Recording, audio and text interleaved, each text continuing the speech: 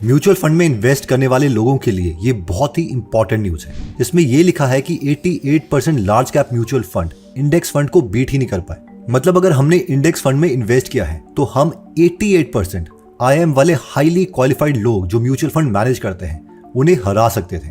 2023 में भी सेम हाल था। हर 4 में से 3 म्यूचुअल फंड इंडेक्स फंड को बीट नहीं कर पाए। इंडिया तो छोड़िए, अमेरिका में भी एग्जैक्टली यही हाल है। और हमें वॉरेन बफेट सर की शर्त के बारे में तो पता ही है कि उन्होंने कहा था कि नेक्स्ट 10 साल में अगर कोई भी दूसरी पार्टी का म्यूचुअल फंड इंडेक्स फंड को बीट करता है तो मैं उन्हें 8 करोड़ रुपए दूंगा। और जब इंडेक्स फंड के साथ इन 5 म्यूचुअल फंड की शर्त लगी तो एक भी actively managed mutual fund index fund को बीट नहीं कर पाया था। अब इसे एक कंक्लूजन तो क्लियर है कि भाई साहब चुपचाप से ही इंडेक्स फंड में पैसे लगा दो, बाकियों में क्यों लगाने। और साथ में हमें यह भी पता है कि अगर हम किसी RD में अगर पैसे किश्तों में इन्वेस्ट करते हैं जिसमें हमें 2.5 से 8.5% मिलते हैं, तो अगर हम 20,000 रुपए 20 सालों के लिए इन्वेस्ट करें तो उसकी टोटल वैल्यू 1 करोड़ 18 लाख के आसपास बैठेगी। लेकिन अगर हम SIP के थ्रू इंडेक्स फंड में इन्वेस्ट करते तो 12% के हिसाब से ये पैसा ऑलमोस्ट डबल होता, यानी 2 करोड़ रुपए के आसपास। लेकिन जस्ट इमेजिन कीजिए कि क्या होगा अगर हम इस 12% को 16% तक खींच पाए, तो ये पैसा RD के मुकाबले ऑलमोस्ट 3 गुना होगा। इसका मतलब है कि ये जो एक्स्ट्रा हमें 3 से 4% मिल रहा है वो लंबे समय में बहुत बहुत मैटर करेगा।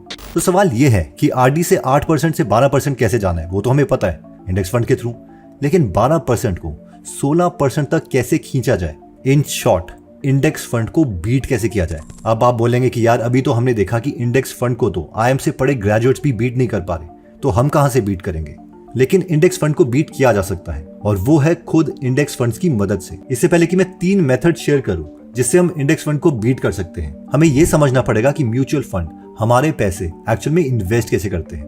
देखिए इसे ऐसे समझिए कि लेट से अगर आपने 3 तारीख को SIP स्टार्ट करी तो म्यूचुअल फंड वाले आपके हर 3 तारीख को जितने भी पैसे होंगे उसे मार्केट में इन्वेस्ट कर देंगे। लेकिन बात यह है कि हर 3 तारीख बराबर नहीं थी। 3 अप्रैल 2020 में कुछ एक्स्ट्रा हो रहा था, यानी इस टाइम मार्केट डाउन थी। तो अगर हमने इस टाइम पर पैसे इन्वेस्ट कर दिए होते तो उसकी वैल्यू आगे चल के बहुत होती। तो इस टाइम पर अगर हमने 20,000 की जगह 80,000 रुपए एक्स्ट्रा डाल दिए होते, यानी 1 लाख रुपए डाल दिए होते, तो आपका जो रिटर्न है वो बहुत ज्यादा इंक्रीज हुआ होता। पर सवाल ये है कि मार्केट की वैल्यू कम है या नहीं, उसका पता कैसे किया जाए।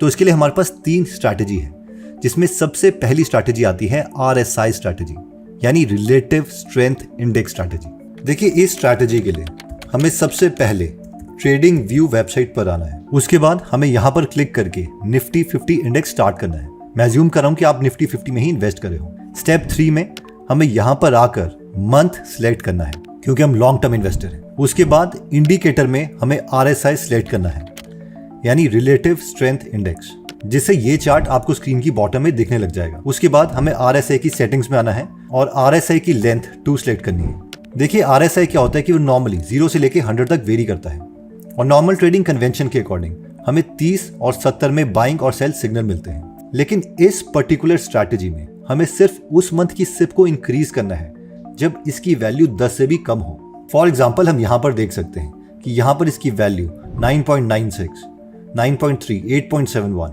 यहाँ तक चली गई थी। यानी इस वक्त पर जो हमारे महीने की SIP है उसका अमाउंट हम इंक्रीज कर सकते थे।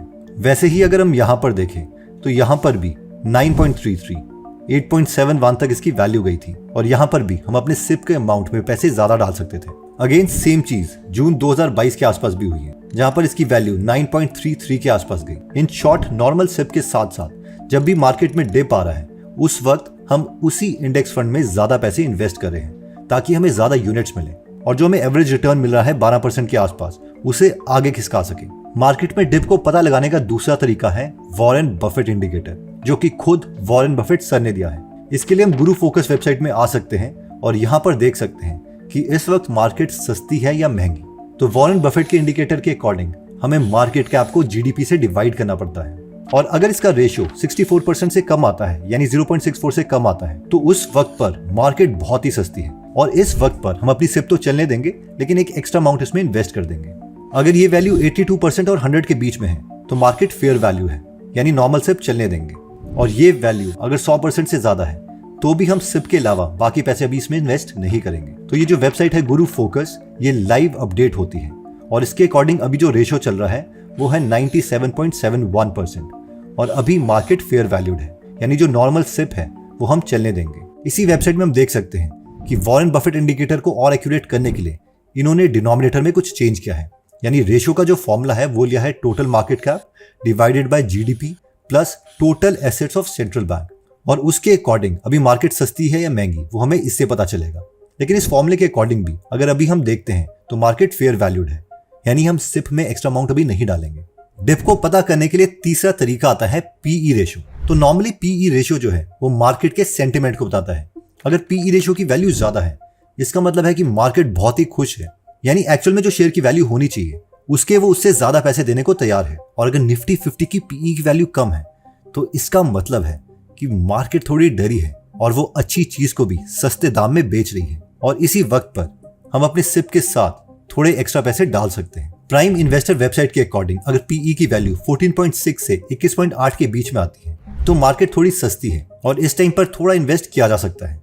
और अगर पीई की वैल्यू 28.34 से 36.4 या उससे ज्यादा है तो मार्केट महंगी है, यानी नॉर्मल सिप चलने दीजिए, कुछ एक्स्ट्रा इन्वेस्ट मत कीजिए। इसके बीच के रेशियो में भी हमें इन्वेस्ट नहीं करना है। इसी इंफॉर्मेशन को यहाँ पर इस चार्ट में भी दिखाया गया है, जिसमें डार्क ग्रीन का मतलब है कि यस मार्केट सस्ती है, इसमें ज्यादा इन्वेस्ट किया जा सकता है, और डार्क पर्पल का मतलब है कि मार्केट इस वक्त बहुत महंगी है, इसमें अभी ज्यादा इन्वेस्ट मत कीजिए। अगर हम मई महीने की भी बात करें 2024 की, तो इस वक्त पर जो वैल्यू है वो 21.61 है, यानी इस इंडिकेटर के अकॉर्डिंग मार्केट हल्की सी सस्ती है और इसमें थोड़े पैसे इन्वेस्ट किए जा सकते हैं।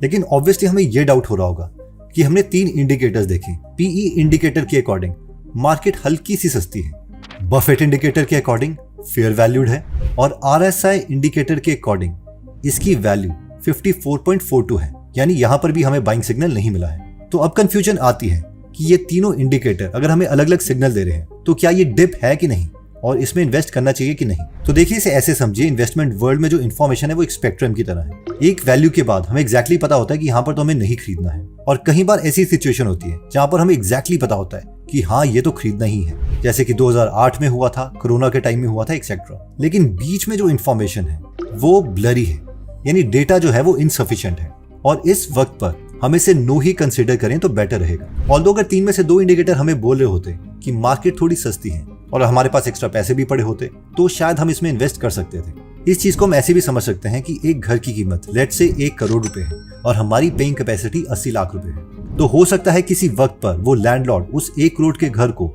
90 लाख रुपए में दे रहा हो। अब हमें पता है कि उसने हल्का सा सस्ता किया है, तो इस वक्त पर हम डिसीजन ले भी सकते हैं या नहीं भी ले सकते। बट सबसे बेस्ट यही रहता है कि जब डेटा एग्जैक्टली क्लियर हो उसे ही फॉलो करें। अब लास्ट सवाल ये आता है कि यार ये बार बार ये मार्केट को देखेगा कौन, या बेस्ट तरीका क्या है मार्केट को देखने का, या फिर नॉर्मल मोबाइल के फोन में हर हफ्ते एक टाइम फिक्स कर सकते हैं जिस वक्त पर हम इन तीनों इंडिकेटर की वैल्यूज देखेंगे। दूसरा तरीका थोड़ा पेड है जिसमें हम ट्रेडिंग व्यू या फिर स्क्रीनर की प्रीमियम मेंबरशिप ले सकते हैं। तो जो भी आपको तरीका लगता है आप उसे यूज कर सकते हैं। तो आई होप ये जो तीनों इंडिकेटर हैं वो आपको मदद करेंगे एक बेटर इन्वेस्टर बनने के लिए। इंडेक्स फंड और इन्वेस्टिंग के ऊपर बहुत सी बुक लिखी जा चुकी है, जैसे कि little book on common sense investing, beating the street, one upon the wall street etcetera. Personal finance पे ये सारी बुक समरी आप गीगल ऐप में सुन सकते हैं, जहाँ पर 250 से ज्यादा बुक समरीज हिंदी में फ्री में अवेलेबल है, और हर हफ्ते हम इसमें एक फ्री बुक समरी ऐड करते हैं। तो आप इसे जरूर चेकआउट कीजिए। आई नो ये आपको बहुत हेल्प करेगा, और मुझे ये भी पता है कि एक बार इसको सुनने के बाद आप इसे अपने फैमिली मेंबर के साथ भी जरूर शेयर करेंगे। तो मिलते हैं नेक्स्ट वीडियो में। लव यू ऑल, जय हिंद।